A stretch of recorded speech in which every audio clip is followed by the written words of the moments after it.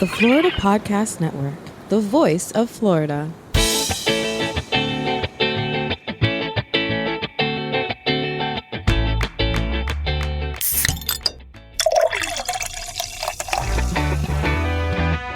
From Mallory Square in Key West to the Governor's Mansion in Tallahassee and all points beyond, you're listening to the Florida Beer Podcast, powered by FloridaBeerBlog.com, your source for all things related to the craft beer community in the Sunshine State.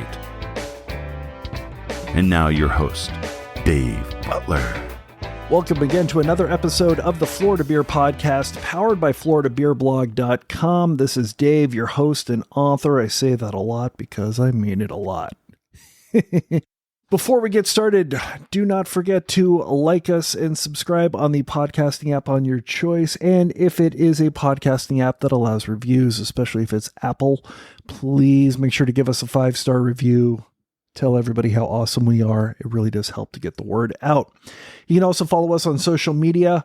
We are at Florida Beer Blog on Instagram and Twitter. We are at FL Beer Blog on Facebook.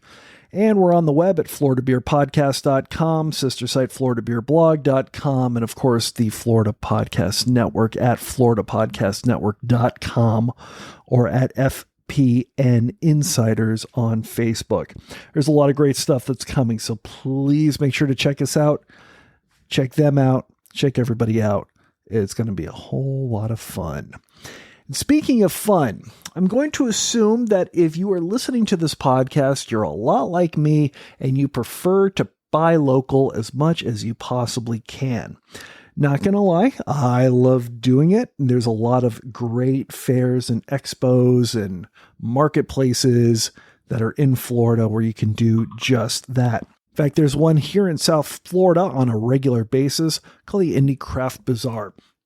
It is located in downtown Fort Lauderdale, and it's got a lot of great exhibitors on a regular basis, and 2 of those exhibitors we're going to be speaking to today. It's a little bit different from what we usually put on the Florida Beer Podcast, but I promise you they are craft beer adjacent and good to go. The first one is Dignity, or Dignity Deck, which is kind of a cross between a card game and Drunk Jenga. And I know that if you've been to a brewery in the state of Florida, there's probably Drunk Jenga, whether intentional or otherwise, sitting somewhere in their pile of games. This card game is meant to be just that, for a group of people to go and have a little bit of fun and do some interesting stuff that are on the cards. It's you got to hear about it to understand. And so we're going to be speaking with Karolina Bauza. She is an entrepreneur and the creator of particular said game. It's going to be coming to a couple breweries in the South Florida area very soon. You can purchase it online, and we are going to be speaking to her about the formation of this game, why she created it, and all of the positive impact that it has been having with her fans. Enjoy.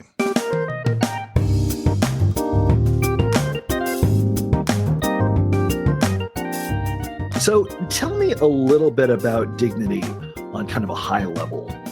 So Dignity is a deck of cards. You can use it to play, poker, your normal card games like Rummy, Go Fish. But what sets it apart is the fact that every card has something different printed on it. It's a different action, challenge, mini game. So things you're doing to each other, with each other, and it makes for a really fun night of like laughs and pictures and possibly even videos. It's overall a really, really fun night. Awesome. And how did you kind of develop the idea for this game? Because I guess it's similar to some things, but not totally similar. I've never really seen it like this before. How did Dignity kind of get started in your mind? So I was a college athlete and I played basketball throughout, my undergrad and my master's. And whenever we weren't practicing, we loved to party. So we would always play different party games.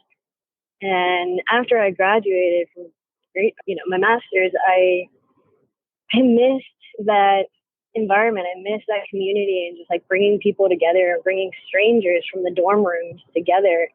And so I ended up bridging Drunk Jenga and Ring of Fire, otherwise known as King's Cup, together. So if you're not familiar with Drunk Jenga, you have a Jenga stack, everybody takes markers to the blocks and you have to do what it says. We all naturally got jobs and we started making money, and I traveled a lot. And obviously nobody travels with a Jenga stack, but we always traveled with a deck of cards. And so we would sit around a table. I would divide up the deck of cards and we would take Sharpies to the cards. And so we figured out, why not structure it Ring of Fire style and, play the same way. And so it just naturally started evolving. And the more that I traveled around the world, or, if I was working in New York or if I was in Madrid, the environment and the community that it built was the same. It was so much fun. And even if you didn't know anybody in the group, you would end up best friends with people at the end of it. And so the common question was, is this an actual game? Can people buy it somewhere? And I was like, no. I mean, you can create it yourself.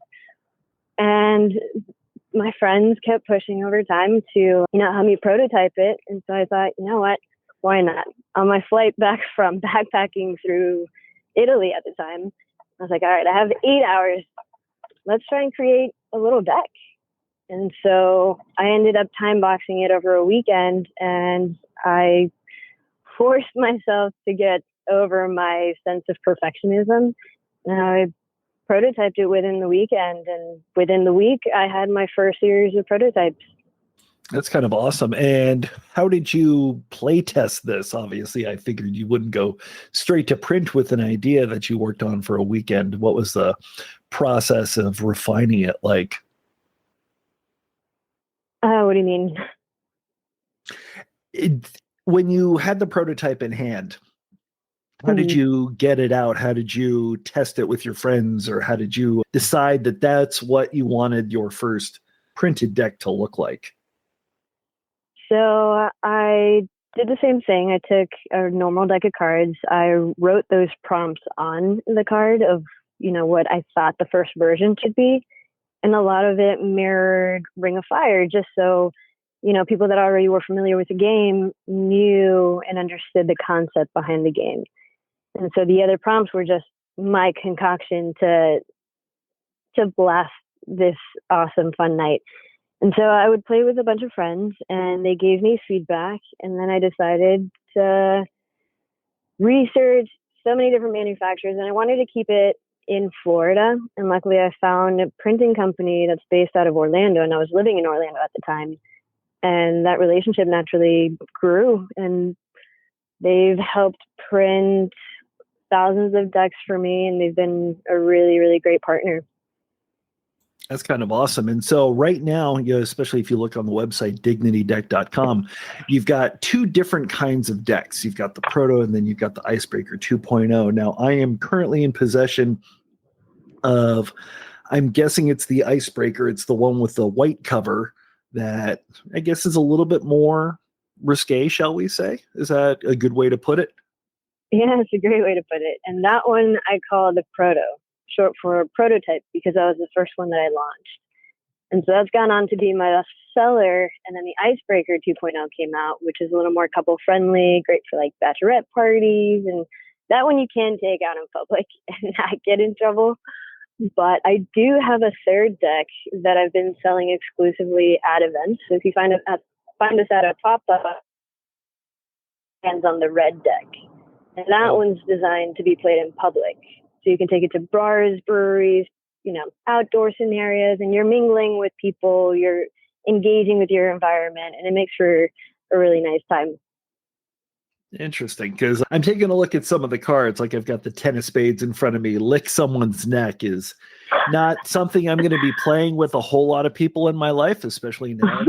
Obviously, if it's your friends, and your friends aren't like my friends that have giant beards like producer Steve, that may not be a bad thing.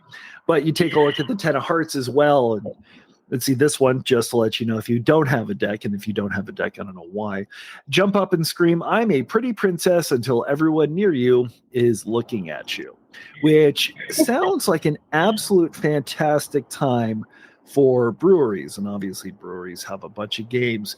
Have you started to speak to breweries that are in your area, started to get some interest from them about having a Dignity deck or two available for their patrons to play with while they're drinking? Yeah, so pre-COVID, I decided to road trip across the country and ended up in Washington State. And, when I got there in February, I was planning on doing a little bit of a Dignity tour and sprinkle some Dignity decks around the country in a different city every 3 months or so. And so when I was in Washington, unfortunately the pandemic happened and everything, but they were very good about how they react. And even though things were shut down, everything migrated outside. And, I started developing these relationships with breweries in that area. I was south of Seattle, so I was in Tacoma. And so I have some breweries in Tacoma, and then I moved to North Carolina. And so I sprinkled Dignity in North Carolina. And Tarpon River Brewing is the first brewery in Fort Lauderdale that has the decks. And my plan for 2022 is to start sprinkling it around South Florida so that people can engage with our decks and see what we're about. Awesome. And you're going to start hosting some game nights at one of the breweries, correct? Yeah. So we've been really just reaching out to a bunch of different breweries as far as, if they have a game night, we'd love to get involved. And so we started doing that at Black Flamingo Brewing. And that was kind of a one-time thing to test it out. And it actually ended up being a really fun night. So I think we're going to start doing that a little bit more around the South Florida area. It's kind of amazing. Excellent. And obviously, since you've been selling this at fairs and it's been available at breweries and so on, what has the reception been from people that are looking and playing with and getting the decks? I've gotten so much awesome feedback, and it really just fires me up because, if people have bought a deck or two from me at a fair, they'll come back to get their hands on the Pub Solo, which is the red deck that I only sell at events. And they'll give me so much feedback about, how awesome their night was. They'll even tag us and share their stories with me, which honestly made me peeing my pants a little bit because it's hilarious. That the fact that, people are actually participating in these prompts and jumping out of their comfort zone. And a lot of these people are, introverts that didn't otherwise think that they would do some of this stuff. And that's kind of, why I started creating it, because I would kind of call myself extroverted introvert. I'm introverted by nature, but I do like to have a good time. I just got to be in the mood for it. But yeah, this is kind of a challenge for me. Awesome. So obviously, like you mentioned, you've got 2 decks for sale on the website, dignitydeck.com, but the third deck is only available if you actually go out in public and find you. What's the best place for people to go to see where you're going to be in public selling the decks next? So we do a great job at updating people on our Instagram, which is Dignity Deck Official. And we usually do a little bit of a calendar event, so we'll post something ahead of time to make sure that people are aware of, what's going on this weekend. Awesome. Thank you so much. I'm definitely excited to get my hands on the red deck as well. Absolutely. Anytime. Thank you for having me.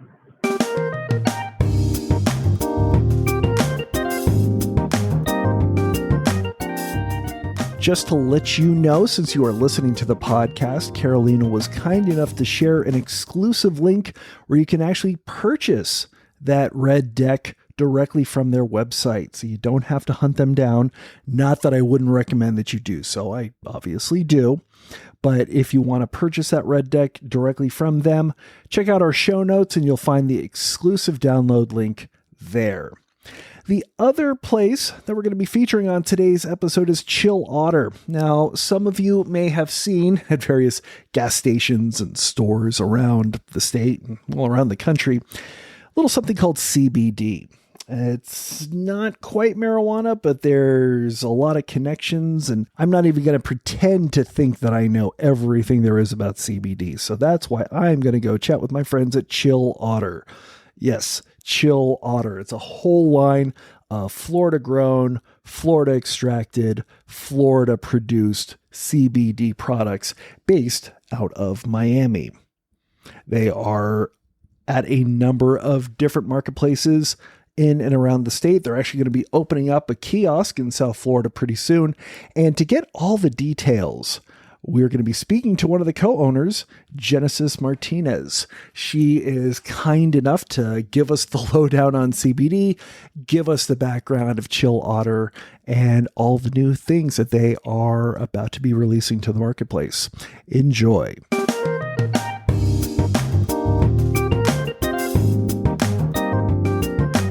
So at a high level, and some people may know this, some people don't, what exactly is CBD? So CBD stands for cannabidiol, and it's a chemical derived from the cannabis plant. So the plant is commonly referred as hemp. CBD is a non-psychoactive component, which means that it does not cause the euphoric sensation or high generally associated with marijuana. So that's THC. So CBD and THC are two completely different compounds that are found inside that plant. And CBD has been known to help with different things, such as being anxious or being stressed out, or even with sleep, epilepsy. I mean, there's just so many things that it does, but there's still a lot of research that's being done on the actual compound. Gotcha. And it seemed to have really taken off and sort of created its own little niche market, at least here in Florida, where recreational marijuana still isn't legal. Are you seeing a lot of people that are getting interested in CBD that aren't necessarily interested in, traveling for marijuana or something like that? Yeah, definitely. And it's because, like I said, since CBD helps with so many different benefits, ailments, it works with your endocannabinoid system. So I'm not sure if you're familiar with that is. I'm actually not. If you could let me know. Okay. Great. Yeah. So the endocannabinoid system is a part of your body which is involved in a variety of psychological processes, including appetite, mood, metabolism, hormone regulation, immune response, and memory. So it does a lot. It's a system that kind of promotes balance, like homeostasis. And sometimes that system, it needs a little help. And that's where the CBD comes into play, because CBD reacts with that part of the body. So when you ingest or when you take CBD, it reacts with your endocannabinoid system, which is why people are reported to feel, for example, in a better mood if you're in a bad mood, or all of a sudden you're a little bit more hungry when you weren't feeling hungry. So it really depends on the person. So if I had a muscle sore, for example, and I took CBD, it could probably help me because it has to do with my endocannabinoid system. Does that make sense? Yeah, absolutely. And it's interesting. So it's close to marijuana, but it's a completely different plant, completely different substance, and so on, correct? So it's not a completely different plant. It's the same as a hemp plant. It's just grown differently. So back in the day when farmers would grow hemp cannabis plant, it contained a whole bunch of compounds, right? CBD, THC, CBN, CBG, all of these different compounds that are still being researched today. But back in the day, there was a discovery that the THC was what caused the high effect, right? And it became popular. People wanted to get high. So what did farmers do is that they were able to make sure that when they grew the cannabis plant, that it contained high amounts of THC, right? And then that's how marijuana became marijuana.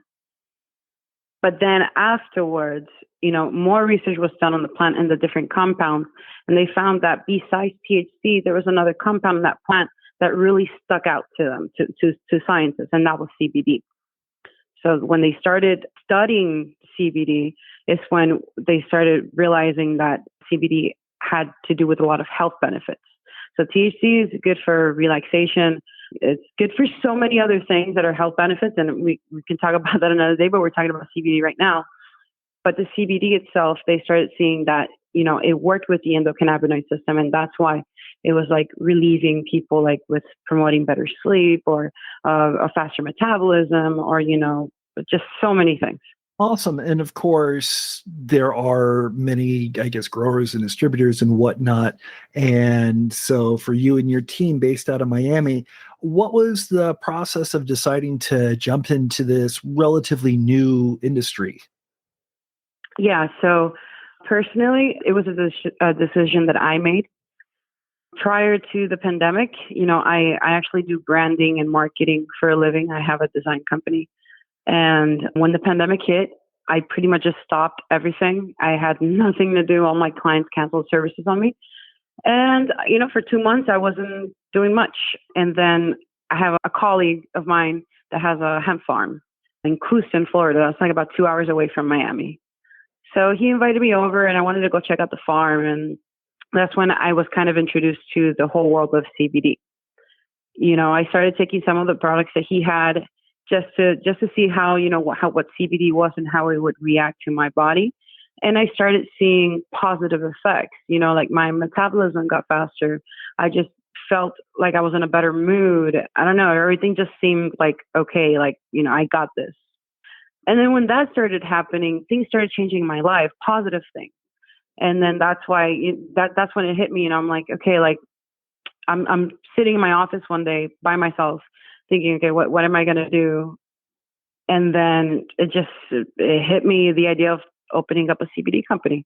So I sat there, I thought of a company name, and I wanted something with chill. And I love animals. So I just kept going down the alphabet until Chill Otter it hit. And then I did the branding and now we're here. That's kind of amazing. I guess if you could go over just a quick kind of overview of some of the products that you have, because it's not just smokable. You do have things that are smokable, which is, I guess, the traditional method, but you've also got other products as well. Yeah, definitely. Yeah, like little by little, because we don't believe in like white labeling and stuff. We actually are associated with our partners in terms of like the formulas that are going into these products and how these products are being made. So like we're there for the process, because I want to make sure that whatever people are consuming, if it's our product, that it's a good product, that is a product that it at least maybe, because it really depends on the person, but that it will do what the packaging says. Because that's also very tricky right now in the CBD world. And that's another reason why I got into this business, because I know as someone who does graphic design for a living and all the stuff that I've done for different clients, I mean, the world of white labeling is just insane. Everybody's pretty much selling the same thing sometimes. So I wanted for there to be another option in the CBD industry. So, we started off with flower, because to be honest, in a business perspective, it was just the most economical way to start. And, and I believed in it because I smoked the flower. I tried all the strains out, and it did promote that relaxation feeling that CBD induces. So we started with the pre-rolls, and then we got into the gummies. So we did daytime gummies, and we have nighttime gummies with melatonin, for example. So we were able to infuse like the CBD isolate and the melatonin, and that gave it it promote great sleep. But the next day, sometimes melatonin by itself, people tend to say that they get groggy, for example. So we've noticed that the CBD helps with that, for example. We have a lot of people that have insomnia. We have a lot of people that have depression. We've gotten messages to our Instagram. I kid you not, like people telling us, hey, for example, I've been taking your products for a couple of weeks, and I just want to let you guys know that I stopped taking Xanax. Or my insomnia, like I thought I could never sleep again, and you guys brought me back my life. Things like that. I'm not even exaggerating. Amazing. Yeah, it's so crazy. Honestly, it's so crazy that this stuff works. It works, but you have to really work with the people who are saying like whatever it is that they're saying that it's true. That they're being honest with what stuff is going into the products. Awesome. And there's another kind of CBD that is starting to gain a little bit more traction. I'm starting to see it around, called Delta 8. What is Delta 8 CBD? Is that something different? What does that look like? So Delta 8 is not CBD. Delta 8 is another compound that is found inside the hemp plant, just like CBD and THC. Make sense? Absolutely. I guess what's the difference then? Okay, so the thing is that Delta 8 THC is a different compound of what THC would be. THC itself is really, there's it's really highly concentrated, and that's why you get the feeling of the high, and which is why it's illegal in certain parts. The Delta 8 itself, it does contain high amounts of THC, but not enough so that it's considered illegal. And that is why that compound has been able to be extracted and like infused into different products. So it causes that high sensation, but is legal. So that's what that is. Interesting. And I guess that brings to mind a really good question, since we are towing the line between hemp and, I guess, full-on marijuana. The legal process of growing and refining and distributing, what kind of hoops have you had to jump through to get that in play? So honestly, right now in the CBD industry, everyone's learning. We're all learning as we go, even the government, even like the process of the certifications and the licenses and the permits. So it's been pretty much that. Luckily, we haven't run into crazy problems. You know, we've just been really lucky with the people that we've met and, you know, in the city and all that stuff.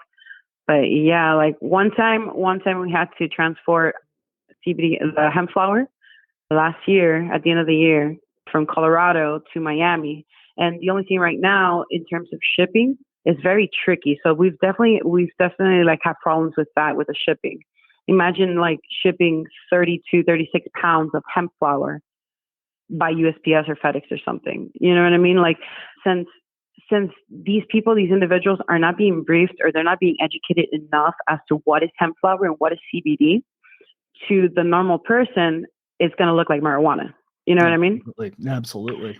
Yeah. So like that's something that we've had to struggle with. So last year we had to actually take a trip to Colorado, for example, for 3 specific strains that we carry. The other 2 we have them here in Florida.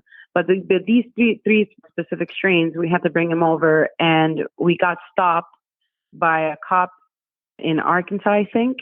Mm-hmm. And yeah, that was fun. That was fun. That was my brothers. It was my brothers. Like, man, they called me like at 4:00 in the morning, freaking out. My mom's freaking out. They're saying, we're going to jail. I'm like, we're not going to jail. We're not doing anything bad. This is hemp flower. But needless to say, everything was fine. They let us go. They saw our permits, our licenses and everything. And we went on our way and we brought back the flower. That's amazing. Do you get some people that look and say, oh, well, this is marijuana, this is illegal, this is bad? Oh, yeah, all the time. All the time. Like a lot of it at farmers markets and stuff, you know, some people walk through and they'll speak to the person they're walking with. It's like, oh, look, it's marijuana or this or that. But, you know, it's okay. We come from like the cannabis industry, like they talk so bad about us. You know, like they associate marijuana from back in the day as a bad thing. And that's something that society has taught us as well. You know, I won't get too much into it, but, you know, big pharma and all that stuff. So, you know, it's like unlearning and educating people that this stuff is actually good for you. It's not bad.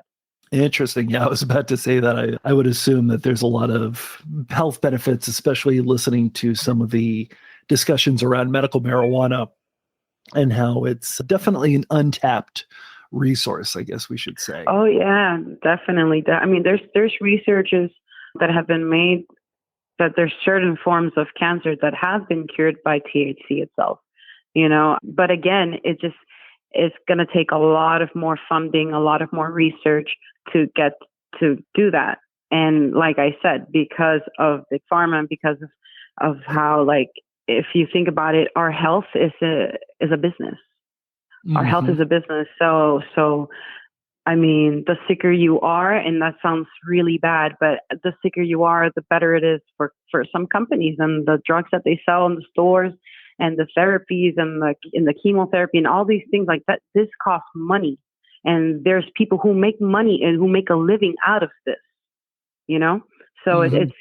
it's very difficult to promote products that say, oh, all of a sudden this specific product is going to help with all of these specific problems. No, absolutely. That makes a lot of sense. It's definitely interesting what's out there. Yeah. So I would assume things are going pretty well. Looks like you've got a lot of good product and a lot of great groundswell from the community. Do you have any new products, any new plans for the upcoming future? Yeah. So recently we just launched our pet treats, our chill snacks, we call them. They're for dogs. We launched a tincture for pets, so it's for dogs and cats. We're going to be doing some topicals too, some rubs, just creams that help with like pain or arthritis and stuff like that. We're also looking into more Delta 8 products, because we want to offer safe options for people who like these things. So if you're a Delta 8 fan, then rest assured that we're gonna find the right products and safe products for individuals to use. So yeah, we're just slowly expanding, slowly looking for products to add to our line and work with people that we trust. Awesome. And I guess where's the best place to get the information? Because, some of the fairs and expos and farmers markets and whatnot, so that's where we found you and definitely took a look at the product and we're interested.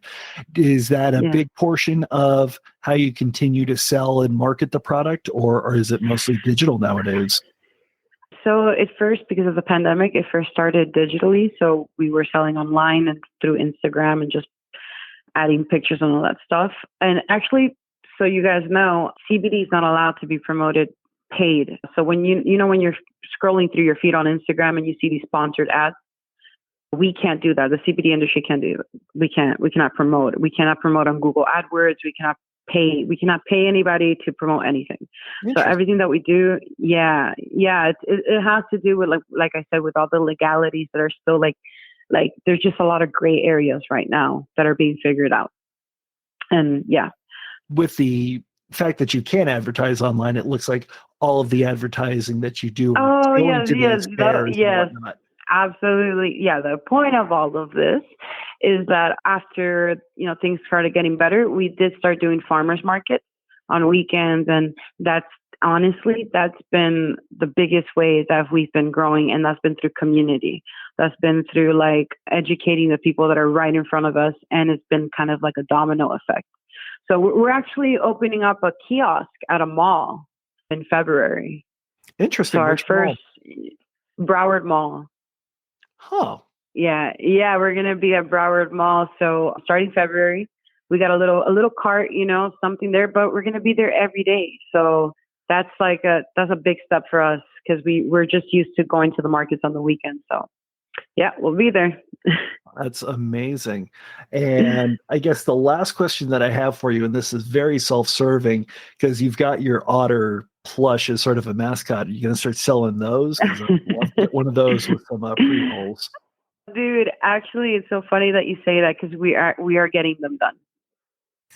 So yeah, we're getting them done. So hopefully in 2 months, more or less, you'll be able to visit me at the kiosk and you can, I'll give you one. Awesome. Thank you so much. I appreciate it. Can't wait to see you and your team again. And thank you so much for your time. For sure. Thank you so much. Hello, this is producer Jemmy, founder of the Florida Podcast Network, here to thank our partner, Mainline Marketing. Great equipment can make the difference between an ordinary podcasting experience and one that is immersive and inspiring. The sound quality produced with the Shure MV7 podcasting microphone is simply far superior to other options on the market. The voice isolation technology will help you sound great, even when you're not in an expensive studio. But not only is the sound quality simply unreal, but the Shure MV7 podcasting mic is very easy to use with 2 output options. So whether your show format and setup call for you to plug your microphone into the USB port right on your computer or to use it with an XLR cable into your mixer, you'll find the setup is easy. The Shure MV7 sound quality is top-notch and it's easy to use, versatile, and also looks really great for your social media shots. So thank you again to Mainline Marketing. Having won over 40 various achievement awards, Mainline Marketing has been the go-to audiovisual manufacturers industry rep since 1987. They can be trusted to bring you the best. Visit mainlinemarketing.com today and partner with them. And be sure once again to check out the MV7 podcasting microphone from Shure by going to shure.com. That's SHURE.com. Shure, turning a passion for making great microphones into an obsession.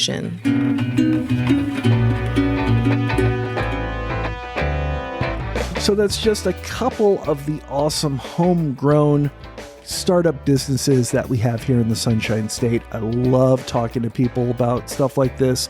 I love being able to shop local and support local artisans and businesses, and I hope you do as well.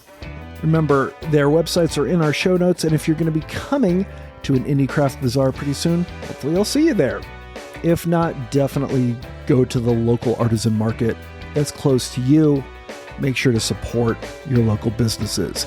Obviously, another of those local businesses just happen to be breweries, and plenty of them will hopefully have one, if not both of these kinds of products. So I recommend that you support them as well. We're going to be back next week with another awesome episode. In the meantime, thank you so much for listening, and drink Florida Craft.